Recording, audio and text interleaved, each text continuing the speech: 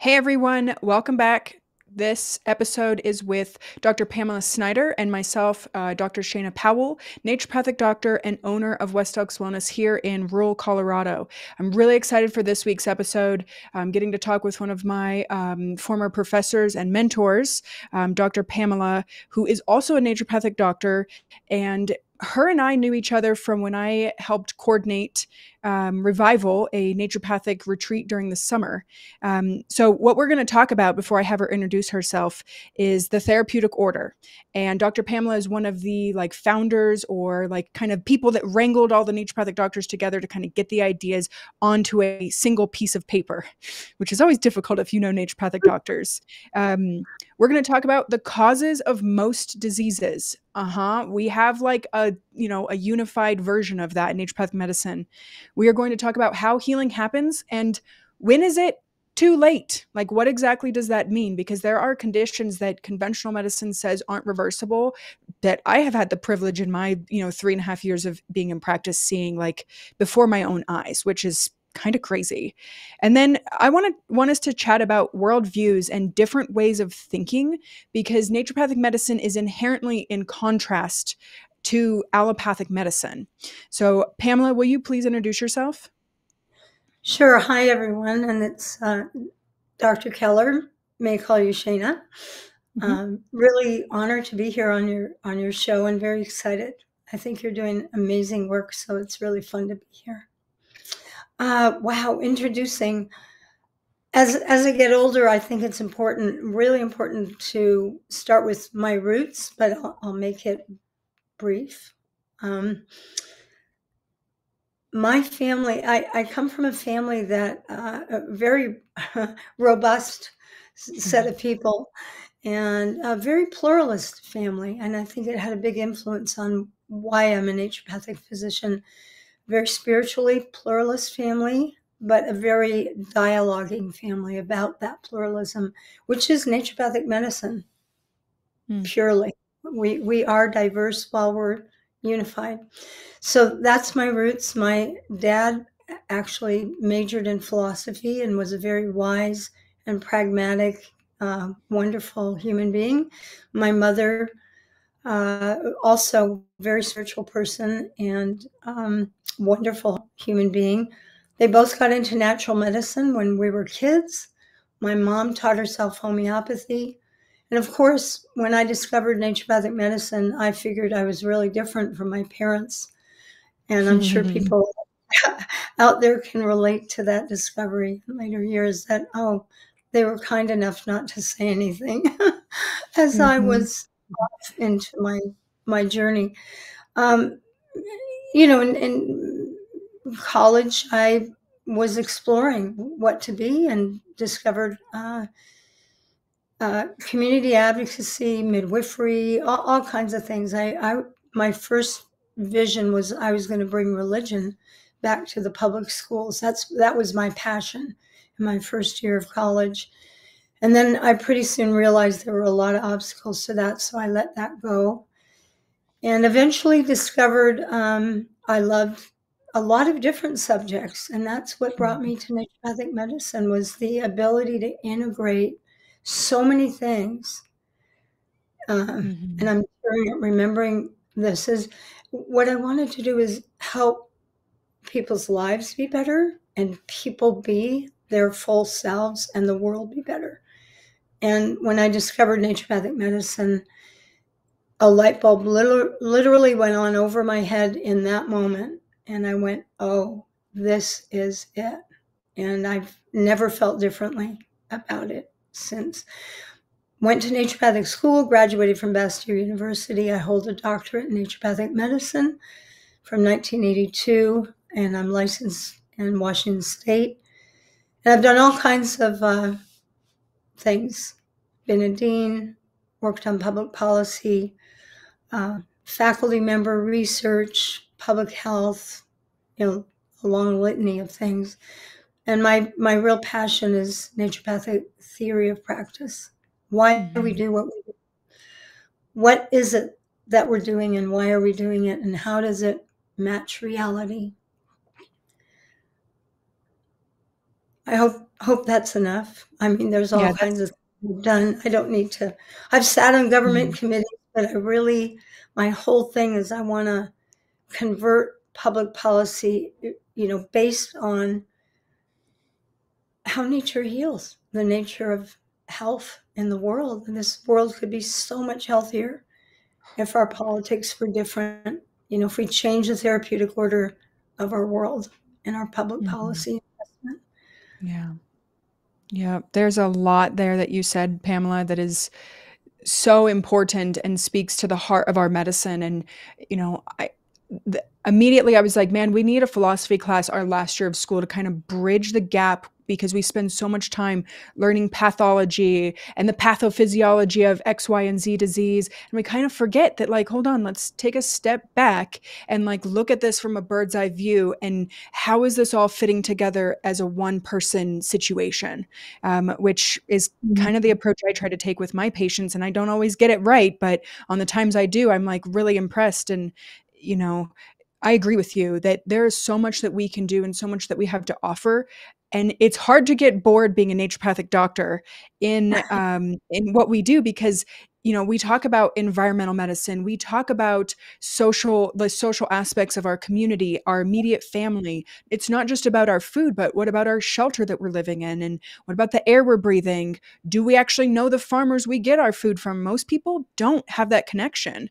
And this was something that Sahara and I chatted about a great deal, actually, is the fact that we are so disconnected from the earth, from our communities, from everything, really. And bridging the gap back to philosophy and naturopathic medicine, I think, is a really important thing for us to do so we don't forget that connection to our roots, because this medicine will prevail whether naturopathic doctors hold it or as I said earlier before we started, the bros bring in hydrotherapy and cold plunges back.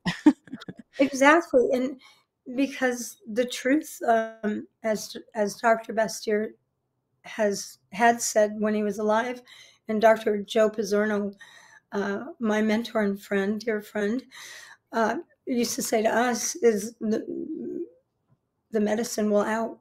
The medicine is in nature. It's in natural systems. And by that, I just mean nature has a way that healing works, that illness develops. I don't mean nature, a tree. I mean the nature of things like physics or ecology or biology. We don't make up those rules. Those rules exist, and we come into that space. And I think medicine has separated itself from nature. And that happened historically when it used to be Mhm. part of the natural sciences, etc. But that was there was so much in what you just said. Mhm. Yeah, well, Terrible. and you're Yeah. spot on in that we've divorced ourselves in medicine from the natural order of things. And so yeah, you're right. We're not talking about a tree. We're talking about, when you eat food, what happens? You don't have to think about what the food does in your body. It just does it. Or in Right. theory, it's supposed to do it, right? I see a lot of digestive issues and the digestion isn't working the way it's supposed to for one reason or another.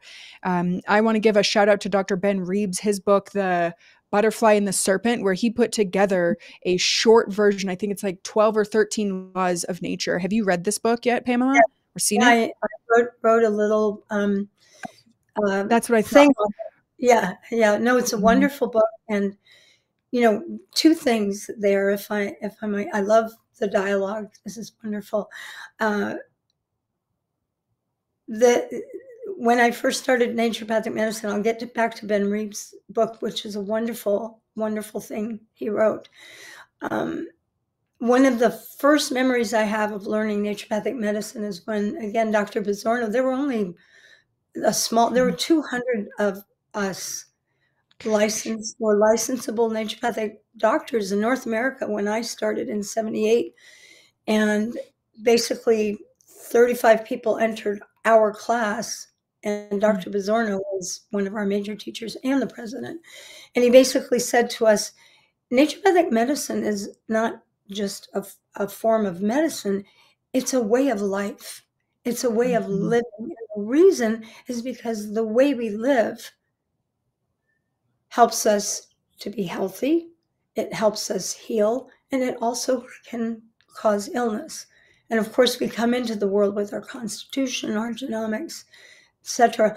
But the way of living just struck me so deeply, and it's a chord that's never stopped vibrating. So beautiful is that, and you see it in our old writings of the old doctors who preceded us. So I love that about naturopathic medicine, because it's, to me, true, and I know to you, and we understand that the way we live is medicine, and the doctor is medicine, and the patient is medicine. So the other piece about Ben Reeves' book that's really wonderful is nature is, as I was saying. So the naturopathic physician, and I think the vitalist tradition medicines around the world, Ayurveda, Unani, Chinese medicine, the indigenous medicines that preceded and exist all around the world, Tibetan medicine, all recognize that nature works a certain way. And the descriptions of those observations of the regular patterns of things that repeat themselves in nature that we see under certain conditions is what we call a law of nature. Nature works like this. That's a law of nature. And I love naturopathic medicine because part of our theory of practice, which is why we do what we do, how we do it, and why we do it. Not just the things we give people, but it's why. What are you trying to accomplish? The physician needs to, let me find a way to say this really simply. A law of nature is what nature does. A principle of practice is what the physician does to respect that law. For example, nature, let's say the healing power of nature is ordered and efficient. The physician works by removing obstacles to cure and establishing a healthy environment. That's an excerpt from the principle of the Vis Medicatrix Naturae. Well, the first statement is a law statement. Healing is ordered and efficient in nature. The principle is the physician removes obstacles to cure first and establishes a healthy environment. That's the principle. That's what the doctor needs to do to respect that order. So that's a little example of the value of philosophy. We actually learn these things and apply them in practice, and pretty soon we become like Jedis. We don't even think about just doing that work because it becomes second nature. You just said something that stroked me, whichever. Struck you? Struck me, thank you. That struck me, and that is that there is a difference between principles and laws, something I hadn't considered. And again, this is why I like having discussions about philosophy, because it helps, deepen my understanding and how I then work as a practitioner sitting with my patients. So nature moves in a specific order. And I like to think about gravity because most people can conceptualize that. And warming socks, we use that treatment all the time. And we use gravity to kind of help us with that. Warming socks, for those of you that don't know, requires 2 pairs of socks, a cotton pair that you get wet with cold tap water, and a wool pair. Wool blends work fine too, that you put on dry over those cotton socks. And we use those to stimulate the immune system, help alleviate headaches. And what we're doing with that is moving the blood, moving the lymph, calming the nervous system, so that because the body works in a specific order to heal, right? Yes. And that is what Pamela was saying.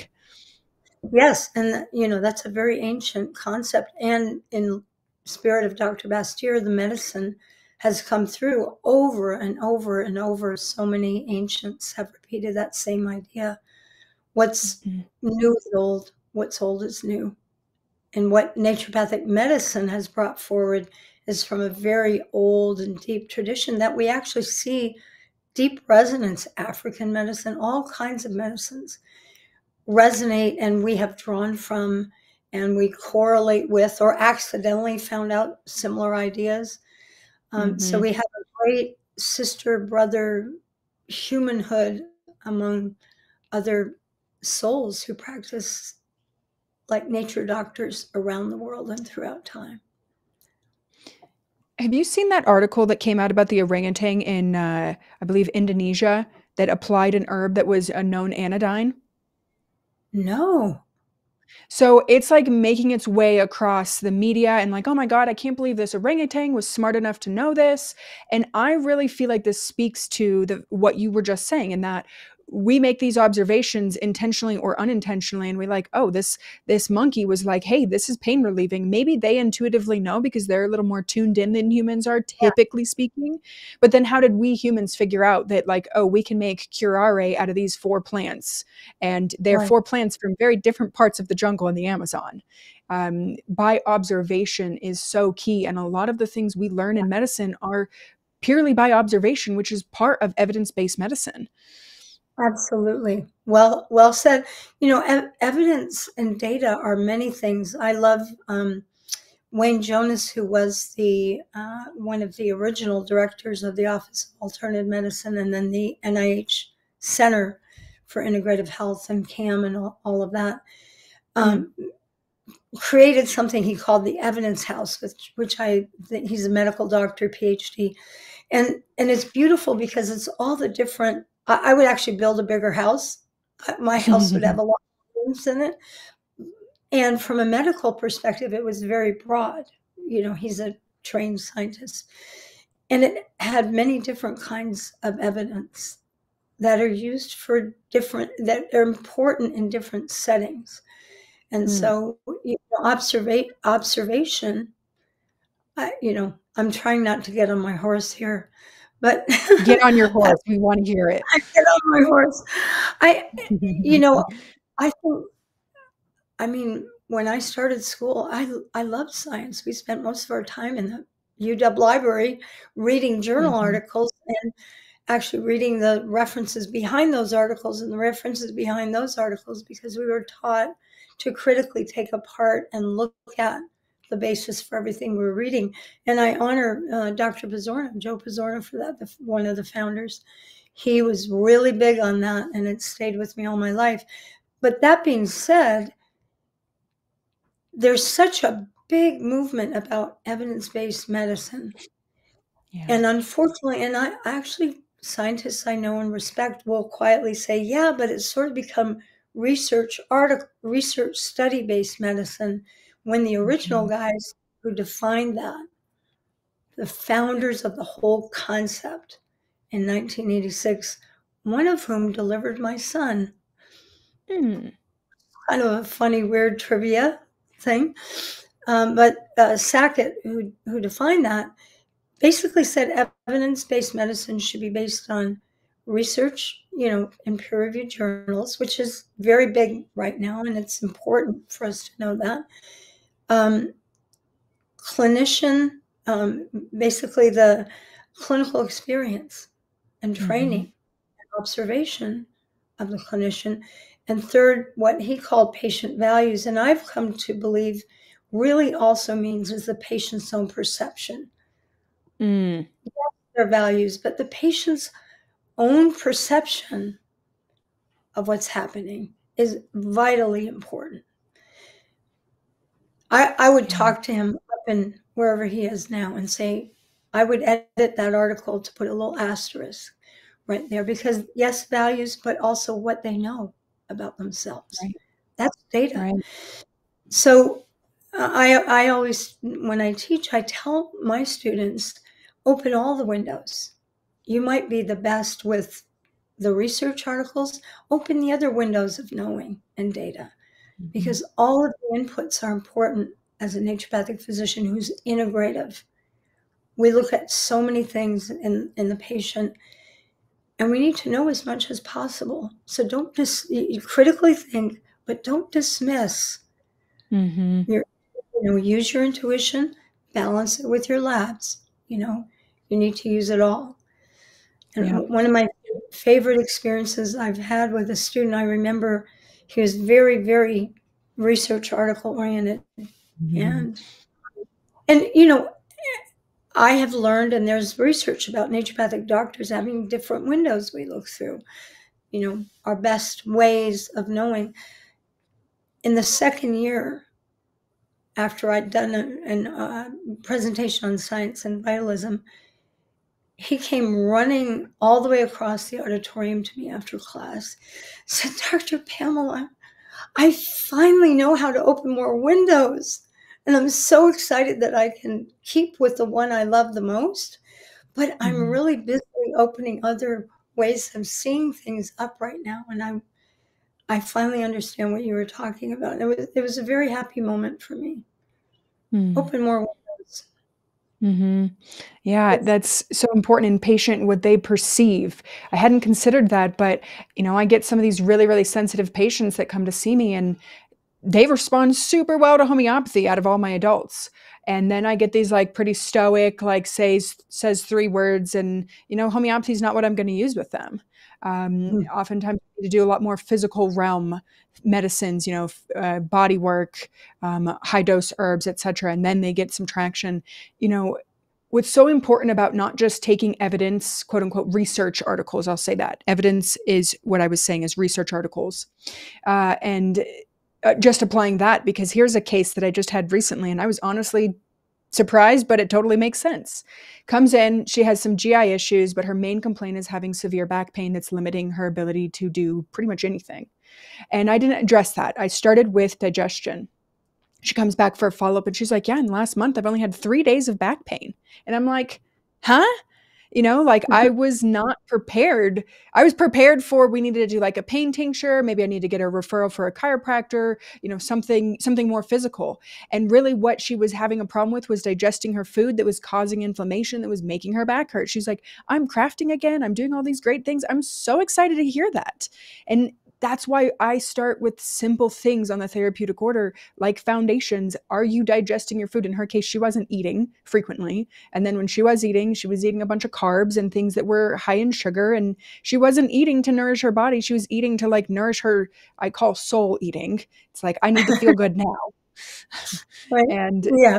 and if I had just Self-medicating. stuck with the evidence, quote unquote research, that the research doesn't tell me that it's digestion related. That was just me listening to my patient's story and following the natural laws of like it starts with the GI system, which I Yeah. tried to fight against, by the way, in the beginning of my practice. And it did not bode well for me or my I think I patients. remember a conversation we had at one of the revivals about that. That was, I remember that. You were Hmm. thinking about that a lot, right? Hmm. That's a wonderful naturopathic case, and it makes the point um, that philosophy and science are not at loggerheads with each other. They actually are kindred. They each have different purposes in the vast realm of the mystery as we try to discover what is real and true, or what works and doesn't work in reality, and amongst this beautiful vast universe. How does it all hold together? What makes things work? And philosophy is a way of, or theory, developing a theory. Philosophy is to explore that vast realm. Just philosophy means love of wisdom. And Mm.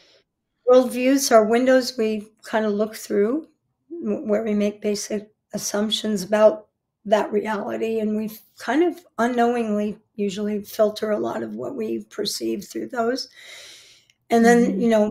philosophy, and with a smaller p, is kind of the hot tub conversations of, you know big explorations and debates. But a theory is when you start to consolidate it into more of a system that you apply to an area, like for us, medicine, right? The Mm. theory of naturopathic medicine. We like to call it the process of healing theory, or Lindlar's theory, which was the unity of disease and cure through nature cure. And that, Mhm. my dear, your case beautifully, beautifully illustrates, because basically Lindlar, who was our founding theorist, there were many other people writing about philosophy, but he created a whole system that is very foundational in our field. And he basically says, and we all believe this, there's not a disease in the person. There is a person who is ill. And for some people, they may come in with a stomach ache and have headaches. Another person comes in with a stomach ache, backaches, and skin eruptions.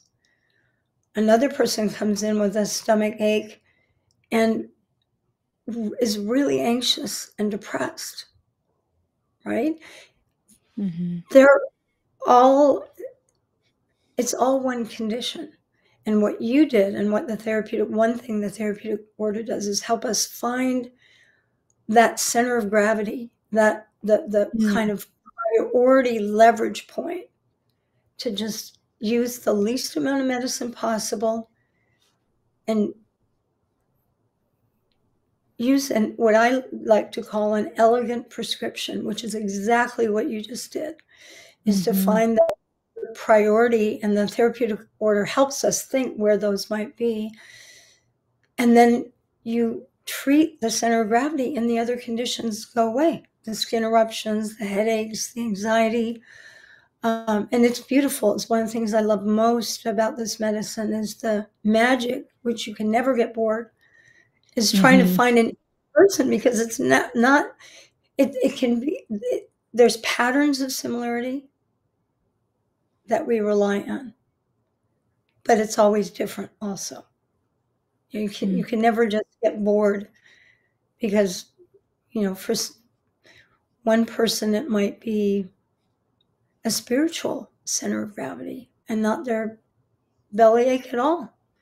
That bellyache is coming from their soul, right? So it's a beautiful case. You should write it down. Yeah, it's a good one. And I mean, one of the main things I've taken away, and I'm still so new in my practice, but the main thing I've taken away in the last year is simple is key. Do I really need to prescribe 10 supplements? No. And when I've done that, you know what happens? Those patients don't come back. And they don't come back because they may not feel better. They may even feel worse. I'm not supplement heavy, and I'm honestly surprised again with what a little does and goes a long way. And in her case, we did one supplement, changed how she was eating, like just a couple like lifestyle things, and like she's singing my praises when she was the one that did the work. She just consulted with me and I was just able to put the pieces together for her. And it's such a humbling experience to sit there and see the Therapeutic Order play out and work. And, my state, we're fighting for prescription rights, which is a weird position for me to be in, because really the only medication I find that I would need right now is cholestyramine and thyroid medication. Cholestyramine for my mold toxin patients and thyroid medication for my subclinical hypothyroid patients that need a little extra kick in the pants that, the supplements aren't working. And I have colleagues in Colorado that are like, their whole practice would change dramatically if they just had access to hormone therapy, and good for them. Like, that's just not my wheelhouse, because I see magic happen. I love, having my jaw fall to the floor when my patients are like, yeah, I'm 100% better. And I'm like, we didn't even do anything. Like, it makes me feel Shana, good. I'm like falling into my Gaelic roots and saying, lass, you do me heart good, hearing you. I'm very moved at your discoveries, because that is the heart of the medicine. And yes, there's also with all respect, there are cases where we might have to prescribe a whole lot of stuff because there's so much damage. But you are so right, and I there's so much in what you just said. I want to share a quote. I brought this to our session here because I thought it would be relevant. This is from Baghdad Medical Exam, written in 800 AD, basically Unani medicine. Anyone found to have used a strong herb when a mild herb would do, or a mild herb when dietetics would suffice, or dietetics when a lifestyle change would suffice, shall be disqualified from practicing medicine in the marketplace. And Woo. I learned this from Paul Bergner, who's a very well-known and highly respected herbalist. A beautiful quote. And another one that came from a presentation he did was, yes, first the word, then the herb, then the knife, which you could say then pharmaceuticals. Asclepius, which is thousands of years ago. And then finally, in the Neijing, once you have resorted to needles and herbs, you have already failed. In other words, what you just described, to use the very least amount of intervention to have the most, leveraged outcome. And Right. And this is why we should pull the therapeutic order up, because this speaks exactly to that. And you're right, Pamela, there is a time and a place. And there was a patient early in my practice who needed hormone replacement, and I recommended it, and she did not want that. And ultimately she decided on an ablation because she had such heavy menses. Like I didn't even know a woman could bleed that much. There was nothing wrong. She was just yeah, a heavy bleeder, always had been.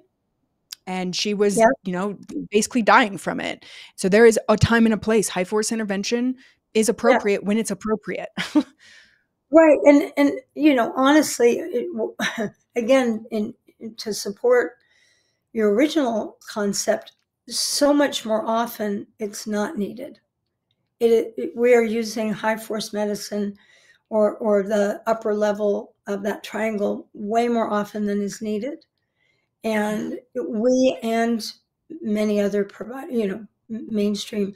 I think there are physicians in conventional medicine, integrative medicine, functional medicine, who basically get the idea, but would interpret it differently than we do. With all respect to our brothers and sisters and all genders and orientations in medicine, uh, our toolkit is much, much broader.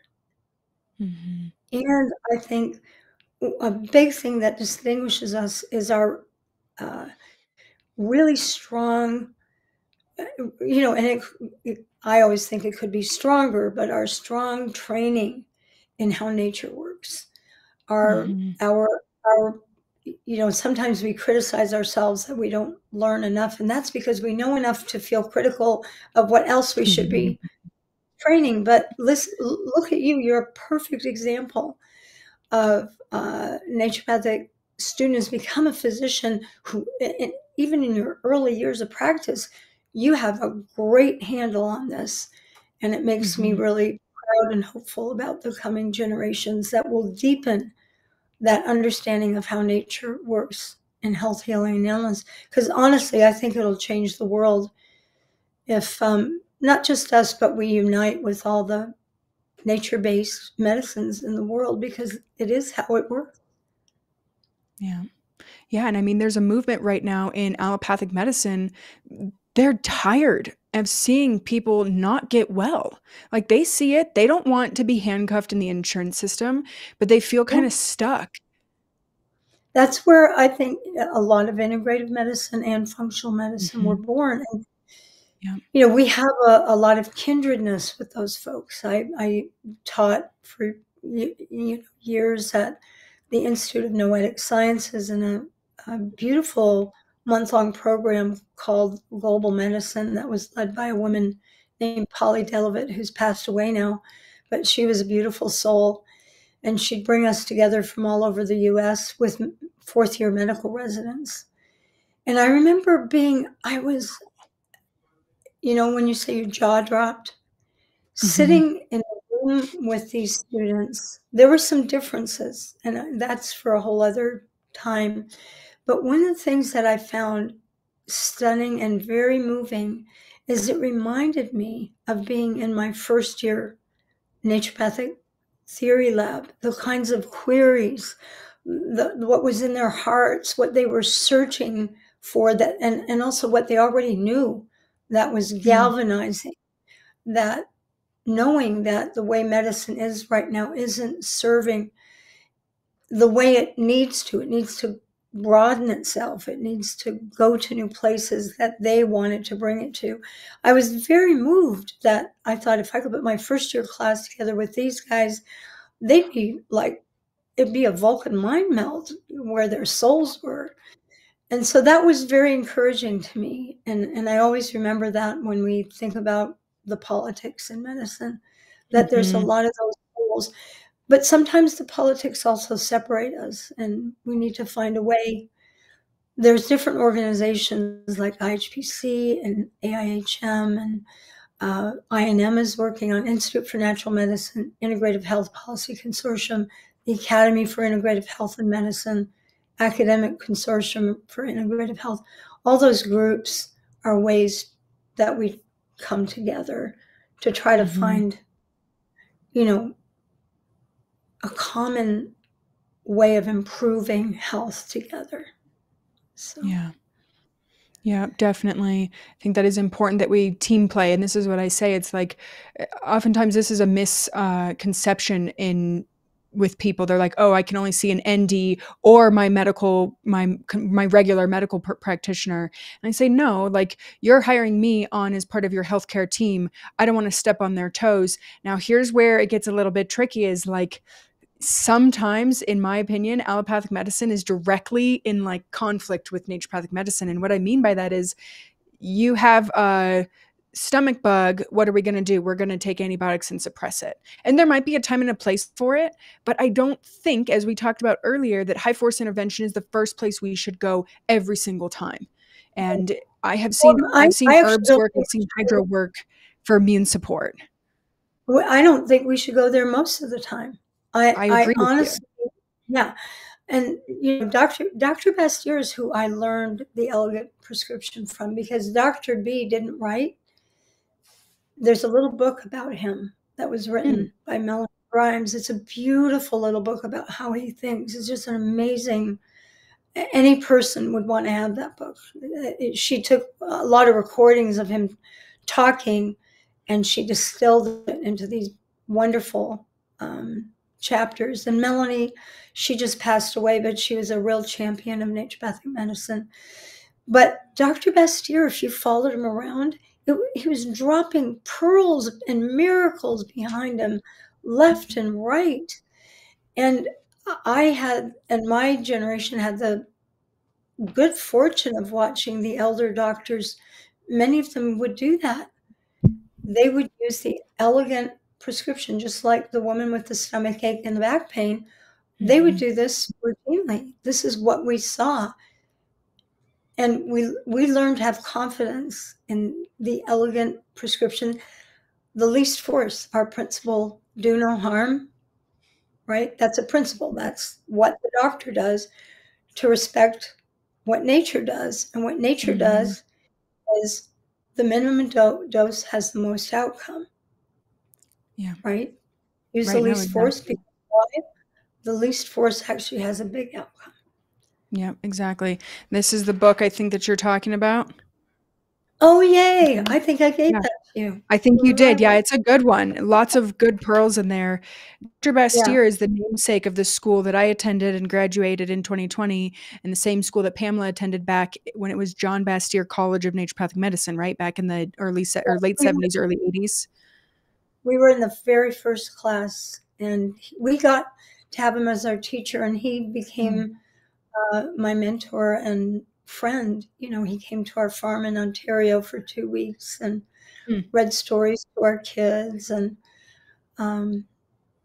it taught me a lot. When I started practice, he used to meet with me at 5:30 every day to go over all my cases. And I would go on house calls with him after that. And I feel very lucky because he was the best doctor I've ever known. And, Dr. Zeff, Dr. Griselle, Dr. Tish, Dick Cronenberg, Kathy Rogers, so many, Dr. Pizzorno, all were maestros of the least force in different arenas of their work. So the elegant prescription is a really important art in Yeah. medicine, in naturopathic medicine.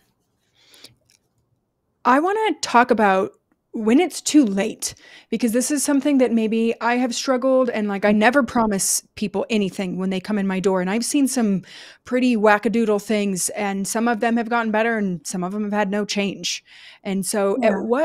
at what point, and I usually think about like rheumatoid arthritis and like some of the really nasty deformities that can happen in the hand joint. And I haven't seen magic happen there. And I feel like the physiology has gotten so destroyed that, there's only so much maybe we can reduce the pain and prevent further deformities. But that in my mind is that's kind of set in stone. Would you agree? Or what's your perspective on that? Say again what you think is set in stone. Like That the hand deformities that people get when they have rheumatoid arthritis, and their fingers are all contorted and their hands all kind of like bent, kind of like a dinosaur hand, if you will. Yeah, I'm forgetting yeah. the name of those deformities, obviously. So this is a deep, deep subject about when is Mhm. it too late, and this is a really good time to talk about when we talk about the therapeutic order. That is one element of what we call our theory of practice, our 5-element theory, right? Mm. And again, naturopathic medicine, and I will get to when is it too late, but and I'm going to provide a little context.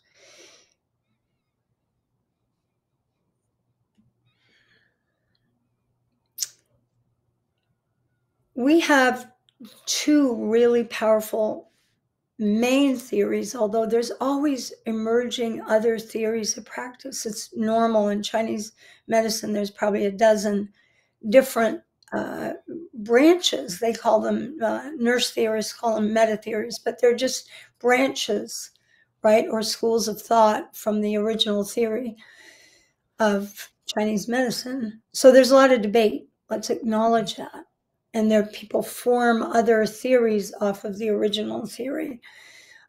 So we have our original theory from Lindlar, unity of disease and cure through nature cure, but it has many components, is my key point. Not just one model that it works from, and they all go together. Mm-hmm. Principles, law, a theory of practice, they all mix together, and they aren't in conflict with each other within the original theory. They work together as a system. In modern times, we didn't know about Lindlar. Mm. We didn't when we started, there were very few naturopathic doctors left to remember to bring that book to class. That's how rough it was. We were almost dead. We NDs developed our principles of practice out of our own soul, our genome. We each brought bits and pieces and knowledge from the elders and said we have to have a unifying definition, and it has to be based on philosophy, not on modalities and therapies. Who are we? And from 1986 to 89, we figured that out together. Those principles have stood. And at the end of when they were unanimously adopted in 89 at Rippling River, the convention Paul Mittman led in Oregon, we all turned to each other and said, this is just one piece. We could feel that wasn't enough. We didn't even know the word theory. We were like 5 years old. We had just graduated school and we were trying to rebuild a profession. And we're saying there needs to be more flesh on the bone. And eventually, Dr. Zeff published the process of healing theory and a preliminary model of the therapeutic order called the hierarchy of therapeutics. But in the process of healing theory, and we've gone on to publish more and more about all this, we created the therapeutic order. There was something called the model of healing, the determinants of health, and now the therapeutic order. The model of healing is what helps us know more about what to do when we feel maybe there's little hope or diminishing hope. Mm-hmm. It shows us how the degenerative and regenerative process works, right? So, Right. and that may be a little erudite, but we have a model about that. And that model actually exists all the way to Hippocrates in different forms and different forms of medicine in Germany. And we didn't know that either. Dr. Zeff came up with that by watching Dr. Dick, Harold Dick, practice. And he drew it. And come to find out, 5 years ago, we found it in Tilden's Toxemia in 1924. So it keeps coming through, this nature-based medicine, from observing how things work. In that model, atrophy, scarring, the gnarly hands of the Mhm. arthritic, for example, are really at the end stage. Oh, beautiful. You have it right Yeah, here. I pulled it up. So Yeah, I was like, "Okay, pictures always speak 1,000 words and help people I conceptualize." love it. I didn't want to put you on the spot, but you were reading my mind. Yeah, so that's what I was talking about. This is one of the three components of what we call the process of healing theory in naturopathic medicine. Naturopathic students learn it. We debate it. It's evolving, and probably many schools of thought will continue to debate and improve it. But where it says degeneration, that's the tough stuff, right? Mhm. And I'm just going to say two things that are not scientific. There's no such thing as an evidence-based miracle. I believe in miracles, and I've seen miracles. I can't create them, but I can pray for them, and I have seen them, Yeah. right? And I know other doctors who have. So in my heart, I'm always holding that place. I do not put an endpoint on someone's possibilities, right? Yeah. Number two, I love about our profession, we are physicians who sit at the feet of the mystery. We know, we love science. We also love all the other ways of knowing. And we Mhm. honor them. And one of those ways of knowing is sit yourself down and be humble and just say, whoa, that happened. I have no idea why, but I'm going to say that that happened. Mhm. Rather than trying to, take it apart and everything, but honor that there is so much we do not know. And when you have that humility and you're willing to sit with presence with your patients and your science and your labs and all your data and your intuition and your prayer and the patient, you never know what's going to happen. Um, all of that being said, when you get back to that model and you're at the degeneration stage, that's the tougher areas because the Yeah. degeneration and damage are so deep. I think that's where you're doing intensive therapies, where you're using regenerative medicine, for example, prolotherapy and different kinds of injectables and a lot of IVs. But first, with obviously rheumatoid arthritis, nothing's going to change without getting to the root. And there's a Right. genetic component. And you know all this. I'm not telling you anything you don't know, Mhm. but the inflammation is massive. So Yeah. we need to bring that equation down, put in a lot more pluses and take out the minuses, Mhm. and start to rebuild the patient and find out what the possibilities are. Maybe they get 50% change. There may be, Maybe. look, I had MS. I'm a survivor, I've recovered fully from it. And I was at a point where I was losing function in my arms and legs. And in the allopathic or conventional model, way back, that was, almost 30 years ago, I probably would have had long-term effects from it. In Mm. naturopathic medicine, we didn't accept that. I probably did 300, 400 hydrotherapies, wore the cold, wet, warming socks to bed, and did a ton of work on it. And I only had a little weakness in my right hand, but I got everything else back, right? And I've had cancer, Mhm. and I'm 16 years out, and right now dealing with some radiation fibrosis that many people would give up on, and I'm working very hard on it, and we're seeing slow reversal on what is considered permanent scarring. And I'm determined, and I understand in my own small way the laws of nature, and I'm working with it and slowly reversing that scarring. I'm trying to get as much function as I normally don't talk about my own stuff, but I felt it was a worthy example because there's a lot of damage, and I've said, we are going to reverse that. Now, I Yeah. don't know how far I'll get, but already Right. the hyperbaric team is going, whoa, you're making progress. And, people putting their hands on my neck, whoa, it used to be a rock. Now I can put my fingers in it. Because I had radiation right here. Yeah. Right. Yeah, and when I've done physical exam on patients that have had radiation for one reason or another, usually breast cancer or throat cancer, their throat feels really like a rock, and it's It's, like, "Oh, I've never felt this before." talk to me, You know I'll tell you my protocol. Okay. Yeah. What's so interesting about this is, like, we naturopathic doctors don't put a cap on possibility, and I will say that. I said, "Hey, Yeah. I don't know what's possible here, but anything could be possible, and I wanna leave room for that," because unlike conventional medicine, which, is very practical in their orientation, there's a case, and I can't remember the dirty details, but a guy that was part of a study where he had some form of cancer, and he got the placebo, and he was cured. He didn't have cancer Yeah. anymore. Then he found out he got the placebo, and then he got cancer back, and then he got treatment again with the placebo, and he was fine, and then he, like, died. Said, he realized he'd gotten the placebo again and, like, died. It's like that goes back to patient belief, patient, like, Yeah. values of things.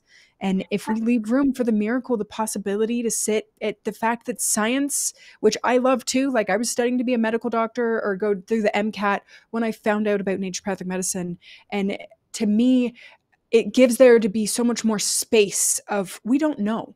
And this is what I've found out about science. When I have one question, I go to look for the answer. I come out with 10 more questions and maybe I don't even have an answer. And I just have to accept that we don't always get to know and have an answer. Like we don't get it Right. here. And that's And that's gotta be okay.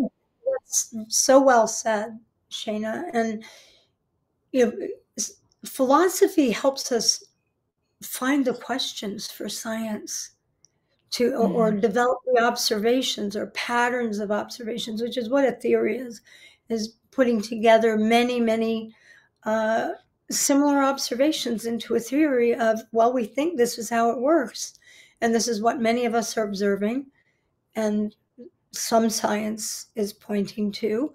And so here's our coherent theory.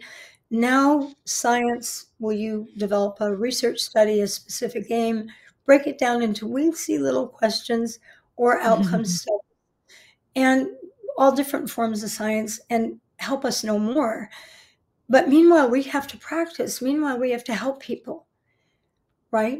So we can't Right. wait for the research articles to be published on every possible No. thing, or people would just be falling down all over the place.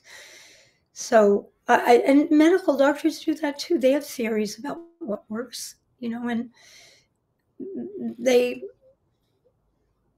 I mean, your description of the cancer patient reminds me of Dr. Zeff told me a story of a patient, and it's just, I want to reinforce your own learning or knowing. He told me it was recently a woman. She had breast cancer, and it was very deeply progressed, metastasized. She was given a few months to live, and they told her on the conventional side. And again, I'm not demonizing conventional doctors. There's so Mm-mm. many wonderful people in the field, and so this is not to demonize the field. It's different philosophies of practice, and then there's the politics where some of the demons do lie. um, and they have their own, they have some tough stuff to deal with themselves. But this woman came to see him and said, they basically sent me home, I'm very advanced. And like you, Dr. Zeff, after 50 years of practice, said, I can't promise the outcome, but I promise you I will get to work with you to see what we can do, because anything is possible. Well, again, I'm tearing up. Years later, she ran into her oncologist in a grocery store, and he literally went, I thought you were dead. And now that's a funny thing to say to somebody. He said, how is it that you are here? And she said, well, I went to a naturopathic doctor. And not everybody is going to get that result. We are humble enough to know that. Yeah. But to not try with each person, that's a failure. To tell each person, my oncologist, who's an MD, who I adore, the person I worked with on the MD side when I had cancer, Neil Futran, I happened to be on the cover of a medical journal with him by a weird fluke. He told me when I asked him about prognosis, because you and I are similar about prognosis, he said, I see every patient as an N of 1. You have 100% chance to get better, in my mind, and not relapse. And it was so beautiful. It meant the world to me that he said that. It was very healing. Speaking to that. what people know. Yeah, he's an incredible soul. Head of the department at UW, otolaryngology. Yeah. Yeah, just like it speaks to the mystery of our medicine, and we hold space for that. And, I didn't used to think that spirituality or like faith could be part of medicine, but it is. And once I started to integrate that for my own self, things started to change, because we are what? Mind, body, soul. Yeah. Whether you like Yeah. it or not, those three components are part of what we are made up of. And, yeah, it's really important that we understand those three layers and where that center of gravity is. And I think for myself, that final bit of healing had to happen on a soul level. And I think it's Chinese medicine, but it might be another one of these ancient traditions that says most illness initially starts on a soul level and then starts to move forward through the mental, and it then finally into the physical realm, where most people spend most of our time in our physical realm, and we can conceptualize, oh, I'm bleeding, like we can get that, versus like, oh, my soul is bleeding, if that makes any sense. Yeah, it's a deeply felt belief in naturopathic medicine. There's a lot of evidence around it too, and research, spiritual source of illness, and also spiritual source of healing. And that's part of the mystery. And, in your model, mind, body, spirit, I would add that we're embedded in natural systems. And for me, natural systems mean the divine and the material world of nature, with the trees and the laws and, our biology and physiology, and also our spirit and our vital force, and how all of that connects to the realm, the creation and the mystery of that creation. It's all connected right down to our mitochondria. And so what is that all about? Now, that's not boring to live that question. It's not at all. And gosh, we could keep talking for a while now, but I think we got to wrap it up. And I really appreciate your time, Pamela. And we talked about a lot of heady conversations, but I think we did a good job of bringing it back to concepts that most people conceptualize, especially with our little pictures. So we talked about the laws of nature, and that they are the way they are, and we can't change them. And we also talked about principles, and how the doctor, regardless of what flavor of doctor, applies the treatments to those laws, if I got that right. We talked about the evidence house, and how this was made up by a regular medical doctor, and in your mind it could use a few more pieces in the house, a few more levels maybe, but that helps us to open more windows. Yeah. What's that? Some rooms, some balconies, a few more windows, right? Everything is complicated. We talked about what makes things work, and how, if we are using the lowest force intervention, maybe that's all we really needed to do. In the example I gave with my patient with that back pain, the unity of disease, as put together by Henry Lindlar, and I'll briefly go over those, that is lowered vitality, accumulation of morbid matter, and improper composition of blood and lymph. And I have distilled this down into language that more people can understand, and that is give the body what it needs, help the body take out the trash, and then get out the way. Because the body does the rest, it knows how to heal. And that's 1 and 2 of the Therapeutic Order. That Exactly. translates. And we didn't even know when we developed that. See, that's the laws of nature. They speak true regardless. Yeah, medicine comes through. That elegant prescription, if my arm is broken, you better believe that I'm going to need some surgery to fix that broken arm. And that's the elegant prescription, providing the right type of medicine at the right moment for that person in the instance. And then the theory of practice. Oh, I'm so glad. And so we talked about when is it too late? And we created space for there being potential possibility for any person, regardless of illness, that maybe magical things could happen. But also, we're not guaranteeing anything because each person is an N of 1. So we talked about the model of healing, which I pulled up. That was that little line graph with like normal health and all the way down to degeneration, whereas like, is that too late? The determinants of health, which we didn't specifically talk about, but these are things that you would know: how you're eating, how you're living, how you're moving your body, what kind of spiritual practices do you have, etc. There's a number of them. And then the therapeutic order, which we spent a good deal of time talking about. And like, there's starting at the foundations for health, which are the determinants of health, and all the way up to high force intervention and everything in between. And then you defining theory for me, which is the pattern of observation and how theory, laws, and principles all work together for the greater good of the patient and the practitioner. And then finally, wrapping it up with spirituality and how we are intricately interwoven into natural systems, we as humanity. So I often think about that meme, if you guys have seen it, where it has 2 pictures. It has humans at the top of a pyramid, and then it has the earth with all of the different living species around. And like, that's us in unity with our environment, which is how, in my opinion, the traditional methods of healing were much more in unity. And I think that's a big part of our disease. Pamela, anything to add to that? How much time do we have? We have minutes. What? We have a few minutes. Okay. Oh, this has been, I mean, we could go on and on, right? This has really been fun. I really like the dialogue format a lot. And just, again, so impressed with how you think. Dr. Bastyr and the old doctors would be so proud of you. Dr. Keller, really just a fantastic understanding.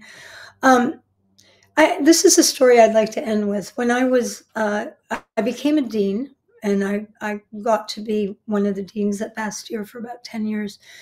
And it was a wonderful and challenging experience. And on that journey, one of my queries, and I had a number of them, but one of them was to ask elders I really respected, was there any one underlying cause of disease that they thought was the most significant cause of disease across many population level? And the first person I asked was a gentleman named Francesco Aiziaga, who was an MD homeopath. And of course, I love homeopathy, and I have additional training in homeopathy, and I've seen many miracles with homeopathic medicine. Dr. Aiziaga practiced in hospitals, and, he was a brilliant homeopath, very orderly. When I asked him, he said, lack of love. And he said, especially in North America, he said, you people kick your children out when they're 18. We try to keep our children home until they're married. And he said, just one example. He used to pat his pocket. And he said, when I take a case in North America, I so often see the rubric of people feeling unloved. I was absolutely stricken to hear that. I'll never forget. The second person I asked was the head of the U.S. Public Health System in Region 10, a beautiful, amazing medical doctor who's the head of Region 10, Washington, Idaho, etc., the Northwest, and reported to the Secretary of Health. And when I asked him, without hesitation, he said lack of human kindness. He saw that as a deep, deep, deep cause of disease throughout the world. And these are elder, prominent, accomplished medical doctors who I loved and learned from and worked with. And the third person was a gentleman named Michael Bird, who was the first Native American Lakota president of the American Public Health Association. And if he ever bumps into this, I want to thank you for this. I met him at a rural health conference in Spokane. We went out to dinner just because, people do that. And I asked him at dinner, and he said, lack of belonging. And he said, in the Caucasian community, and I see it from the perspective of my people, you don't belong. You don't belong to each other. You don't belong to the earth. You don't belong to spirit. You don't belong to nature. There's a deep, deep miasm of a lack of belonging that despite the ravages to our people, we know about belonging. And it's a cause of great sickness among you. And the next day, I think he shared it in his keynote after our dinner discussion. And for me, that could be the end of a 1 hour. I mean, go out in the woods and think about those three things. And really, in honor of the therapeutic order, what are the most underlying causes for all of us? And could we please invest in that as a global community to turn the rate of disease around? Because it's not COVID. That's not the pandemic. The pandemic is the lack of determinants of health. What makes a healthy world is not got the investment it requires. Those really they got me because it feels true, and there's no medicines for that. That is a bigger conversation. And what's funny, Pamela, is my next two guests that I will have in the upcoming episodes we're talking about suffering and kindness and moving through our healing journey and how we need community in order to do that. So I find that to be so synchronistic, and that is how naturopathic medicine works, and why one of the reasons I love it so much too. And so thank you for reminding us that connection is so important. Thank you so much for having me. This has been me too. I'm all welled up, and it's been you're wonderful, and thank you for all you're doing for the world and for your patients and for me. My pleasure. Yeah. Thank And is there, if you want anybody to reach out to you, if they're interested in, do you have a way of communicating with them that you'd prefer? Email me. Email's probably the best. plsnider@fnmi.org. And look at our website. Places to follow up are the Institute for Natural Medicine. Is more for doctors, but I think they're going to start teaching broadly to the community. And I really am a believer in the Institute for Natural Medicine's work, and I'm a member. And also the Foundations of Naturopathic Medicine Institute.